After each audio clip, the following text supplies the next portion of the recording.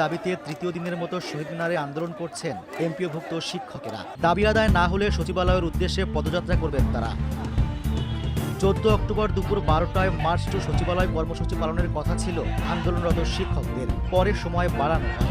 আমাদের শিক্ষকদের চাওয়া কিন্তু খুব বেশি নয়, মাত্র 20% বাড়ি ভাড়া চাচ্ছি আমরা, আর 1500 টাকা চিকিৎসা ভাতা, যেটা কিন্তু আমাদের বর্তমান সমাজের জন্য চলার জন্য খুবই ন্যূনতম, কিন্তু সেটাও এই সরকার দিতে নারাজ। ইতিমধ্যেই নাকি আশ্বস্ত করেছেন 4টা পর্যন্ত আমাদের কাছ থেকে সময় চেয়েছেন যে তারা নাকি প্রজ্ঞাপন দিবে।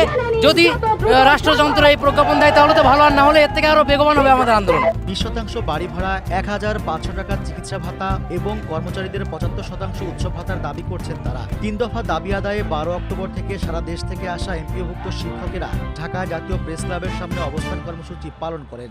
এরপর পুলিশের বাধায় স্থান পরিবর্তন করে শহীদ মিনারে অবস্থান নেন তারা। এমপিওভুক্ত শিক্ষা জাতীয়করণ প্রত্যাশী জোটের নেতারা জানিয়েছেন, দাবি মেনে নিয়ে প্রজ্ঞাপন না হওয়া পর্যন্ত রাজপথ ছাড়বেন না তারা।